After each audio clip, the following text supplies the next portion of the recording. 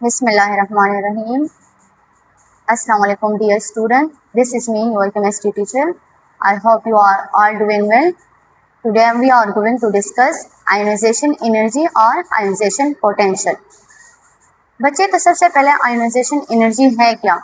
ionization energy हमारे पास वो energy है जो हम जब वैलेंस शेल से इलेक्ट्रॉन को रिमूव कर रहे होते हैं किसी भी गैसेस एटम के, तो उसके लिए जो एनर्जी रिक्वायर्ड होती है इलेक्ट्रॉन को रिमूव करने के लिए वो कहलाती है आयोनाइजेशन एनर्जी या आयोनाइजेशन पोटेंशियल। जैसे यहाँ पे आप लोग बच्चे देख सकते हो, एक जनरल एग्जांपल हमने ली है। फर्ज करें हमारे पास एक न्यूट्रल एटम है।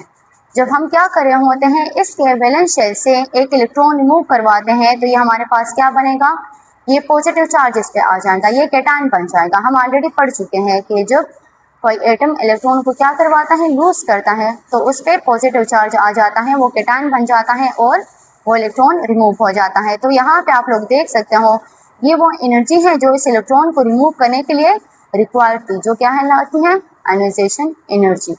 जैसे यहाँ पे आप लोग देख सकते हैं सोडियम की एग्जाम्पल हमने ली है। सोडियम हमारे पास है ग्रुप 1 से बिलोंग रखता है। सोडियम में एक ही वैलेंस इलेक्ट्रॉन है। जब ये एक ही वैलेंस इलेक्ट्रॉन हम इससे रिमूव करवाते हैं तो इसके लिए जो एनर्जी रिक्वायर्ड है वो है 496 किलोजूल पर मोल। किलोजूल पर मोल हमारे पास आयोनाइजेशन एनर्जी या पोटेंशियल एनर्जी का यूनिट है। तो इस एक इलेक्ट्रॉन को रिमूव करने के लिए जो एनर्जी रिक्वायर्ड है तो वो हमारे पास है आयोनाइजेशन एनर्जी। तो इस तरह हमारे पास क्या बन जाएगा, सोडियम आयन या सोडियम कैटायन बन जाएगा। इसके बाद हमारे पास है trend of ionization energy in periodic table. ये पीरियोडिक टेबल में जब हम देखते हैं पीरियड वाइज या ग्रुप वाइज तो आयोनाइजेशन एनर्जी में क्या चेंजेस आती हैं। तो सबसे पहले यहाँ पे हम बात करते हैं कि आयोनाइजेशन एनर्जी डिपेंड किन चीज़ों पे करती है। तो आयोनाइजेशन एनर्जी एटॉमिक रेडियस पे डिपेंड करती हैं और इलेक्ट्रोनेगेटिविटी पे डिपेंड करती हैं। बच्चे एटॉमिक रेडियस हमारे पास जो न्यूक्लियस और वैलेंस शेल के दरमियान जो डिस्टेंस है किसी भी एटम का, तो वो है एटॉमिक रेडियस। इलेक्ट्रोनेगेटिविटी क्या है, किसी भी एटम के न्यूक्लियस की हम बात करें तो न्यूक्लियस क्या करता है, वैलेंस इलेक्ट्रॉन को अपनी तरफ अट्रैक्ट कर रहा होता है। तो ये जो अट्रैक्शन है न्यूक्लियस की वैलेंस इलेक्ट्रॉन पे, न्यूक्लियस फोर्स जो है, इसको कहते हैं इलेक्ट्रोनेगेटिविटी। तो आयोनाइजेशन एनर्जी इन दो फैक्टर्स पे डिपेंड करती है। अच्छा, अब हमारे पास है कि आयोनाइजेशन एनर्जी अगर हम बात करें तो पीरियड वाइज, पीरियड हमने पढ़ा है कि पीरियोडिक टेबल में जब हम लेफ्ट टू राइट जाते हैं तो वो क्या होता है, पीरियड कहलाता है। तो जब हम लेफ्ट टू राइट जाते हैं मतलब यहाँ से हम हाइड्रोजन से जाएंगे टुवर्ड द हीलियम, तो आयोनाइजेशन एनर्जी में क्या आएगा, इंक्रीज आएगा। इसी तरह अगर हम बात करें ग्रुप की तो ग्रुप हमारे पास क्या है, वर्टिकल कॉलम जो पीरियोडिक टेबल में है वो क्या कहलाते हैं, ग्रुप्स कहलाते हैं। तो जब हम ग्रुप की बात करें टॉप टू बॉटम जब हम आएंगे तो आयोनाइजेशन एनर्जी में क्या आएगा, डिक्रीज आएगा। अब इसको समझते हैं कि कैसे हमारे पास ग्रुप में क्या होता है, आयोनाइजेशन एनर्जी डिक्रीज होती है और पीरियड में आयोनाइजेशन एनर्जी क्या होती है, इंक्रीज होती है। तो सबसे पहले हमारे पास है आयोनाइजेशन एनर्जी का ट्रेंड इन ग्रुप। तो आयोनाइजेशन एनर्जी क्या होगी, डिक्रीज होगी। जैसे बच्चे यहाँ पे अब आप लोग देख सकते हो ग्रुप 1 की हमने एग्जांपल ली है। ग्रुप 1 में सबसे पहला जो हमारे पास एलिमेंट है वो है हाइड्रोजन, सेकंड है फिर लिथियम, फिर सोडियम, पोटेशियम, रुबिडियम और सीजियम। अब अगर हम हाइड्रोजन की बात करें तो हाइड्रोजन का एटॉमिक नंबर हमारे पास है 1। फिर अगर लिथियम की तरफ हम आए तो लिथियम का एटॉमिक नंबर है 3, सोडियम का 11 है, इसी तरह पोटेशियम का 19। तो हमारे पास एटॉमिक नंबर क्या हुआ है, टॉप टू बॉटम इंक्रीज हुआ है। जब एटॉमिक नंबर इंक्रीज हुआ है तो क्या होगा, एटॉमिक रेडियस इंक्रीज हो जाएगा ना। किस तरह एटॉमिक रेडियस इंक्रीज होगा, ये जो हमारे पास एटॉमिक नंबर इंक्रीज हो रहा है तो ये एडिशन ऑफ न्यू शेल भी हो रही है। हाइड्रोजन में एक शेल है, तो फिर लिथियम की हम बात करें तो इसमें 2 शेल आ जाते हैं, सोडियम की बात करें इसमें 3 शेल आ जाते हैं। तो क्या हो रहा है, एडिशन ऑफ न्यू शेल्स भी हो रहा है। तो एडिशन ऑफ न्यू शेल्स की वजह से क्या होगा, एटॉमिक रेडियस इंक्रीज होगा। तो जितना एटॉमिक रेडियस हमारे पास इंक्रीज होगा इतना ही न्यूक्लियस की जो अट्रैक्शन है जिसको इलेक्ट्रोनेगेटिविटी कहते हैं, तो वो क्या होगी, वैलेंस इलेक्ट्रॉन की कम होती जाएगी।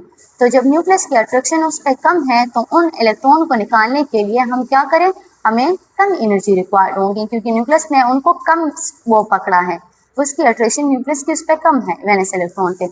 तो यहाँ पे इस इलेक्ट्रॉन्स को निकालने के लिए आयोनाइजेशन एनर्जी या आयोनाइजेशन पोटेंशियल भी क्या होगा, कम ही रिक्वायर्ड होगा। तो क्या होगा हमारे पास, जब हम टॉप टू बॉटम आएंगे, जैसे हाइड्रोजन से आए हैं टूवर्ड सीजियम, तो क्या होगी, आयोनाइजेशन एनर्जी में डिक्रीज आएगा। इसी तरह ग्रुप 2 का भी आप देख सकते हैं, ग्रुप 3 का जो हमारे पास है ग्रुप 7 या ग्रुप 17 जो हेलोजेंस हैं। इसी तरह ग्रुप 8 है जो हमारे पास नोबल गैसेस है। तो सब में सेम इसी तरह सबका सेम ही रीज़न है कि क्या होगा कि एटॉमिक रेडियस आपके पास इंक्रीज होता जाएगा, एडिशन ऑफ न्यू शेल्स होगी तो इलेक्ट्रोनेगेटिविटी डिक्रीज होगी, इलेक्ट्रोनेगेटिविटी डिक्रीज होगी तो इसकी वजह से आयोनाइजेशन एनर्जी भी क्या होगी, डिक्रीज होती जाएगी टॉप टू बॉटम। इसके बाद बच्चे हमारे पास है आयोनाइजेशन एनर्जी का ट्रेंड एंड पीरियड, के पीरियड में जब लेफ्ट टू राइट हम जाते हैं तो ये किस तरह इंक्रीज होती है। तो सेम उसी तरह रीज़न हमने देखना है, जैसे बच्चे हमने उसमें पढ़ा है एटॉमिक रेडियस पे, हमने कहा ये डिपेंड करता है। तो जब हम लेफ्ट टू राइट जाते हैं तो हमारे पास जो एटॉमिक नंबर है वो इंक्रीज हो जाता है, एटॉमिक नंबर इंक्रीज हो रहा होता है। जैसे लिथियम का हमारे पास 1 है, फिर बेरिलियम का हमारे पास लिथियम का हमारे पास है 3, फिर हम बेरिलियम की तरफ आए तो बेरिलियम का 4 बन जाता है। इस तरह बोरॉन का फिर 5, कार्बन का 6। तो एटॉमिक नंबर एक एक नंबर इंक्रीज हो रहा है लेफ्ट टू राइट। जब एक एक नंबर एटॉमिक नंबर इंक्रीज होगा तो यहाँ पे एडिशन ऑफ न्यू शेल नहीं हो रही, उसी शेल में क्या हो रहा है, वैलेंस इलेक्ट्रॉन ऐड हो रहा है। जब उसी शेल में वैलेंस इलेक्ट्रॉन ऐड होंगे तो यहाँ पे चूंकि एटॉमिक रेडियस में कोई चेंज नहीं आया तो आयोनाइजेशन एनर्जी क्या होगी, हमारे पास इंक्रीज होती जाएगी, या हम ऐसे भी कह सकते हैं कि रिमेन सेम रहेगी। ऐसे यहाँ पे बच्चे आप लोग देख सकते हो कि लिथियम के लिए जो आयोनाइजेशन एनर्जी रिक्वायर्ड है तो वो कितनी है, 520 किलो जॉल पर मोल है। फिर अगर बेरिलियम की तरफ हम आए तो वो 900 है, बोरॉन की फिर 801, और इसी तरह हमारे पास ये इंक्रीज हो रही है। बच्चे यहाँ पे आप लोग देख भी सकते हो, मैंने रीजन दिया है कि ये क्यों किस वजह से, this is because the nuclear charge increase, nuclear charge increase हुआ है और एटॉमिक रेडियस, एटॉमिक साइज क्या हुआ है, डिक्रीज हुआ है। न्यूक्लियर चार्ज कैसे इंक्रीज हुआ है, जब आपके पास एटॉमिक नंबर इंक्रीज हो रहा है। तो एटॉमिक नंबर हमारे पास क्या है, नंबर ऑफ इलेक्ट्रॉन या नंबर ऑफ प्रोटॉन है। तो जितने आपके पास इलेक्ट्रॉन की तादाद इंक्रीज होगी इतना ही आपके पास प्रोटॉन की नंबर भी इंक्रीज होगी। तो प्रोटॉन की नंबर जब इंक्रीज हो रहे तो इट्स मीन के न्यूक्लियस पे पॉजिटिव चार्ज इंक्रीज हो रहा है, न्यूक्लियस स्ट्रॉन्ग हो रहा है। तो न्यूक्लियस क्या करेगा, वैलेंस शेल को अपनी तरफ क्या करेगा, वैलेंस इलेक्ट्रॉन को अपनी तरफ ज़्यादा अट्रैक्ट करेगा। जब वैलेंस इलेक्ट्रॉन को अपनी तरफ हो इलेक्ट्रोनेगेटिविटी इंक्रीज हो जाएंगी, जब इलेक्ट्रोनेगेटिविटी इंक्रीज हो जाएंगी तो इन इलेक्ट्रॉन को निकालना ईजी नहीं होगा, इसलिए हमें क्या ज़्यादा रिक्वायर्ड होगी, आयोनाइजेशन एनर्जी या आयोनाइजेशन पोटेंशियल ज़्यादा रिक्वायर्ड होगी।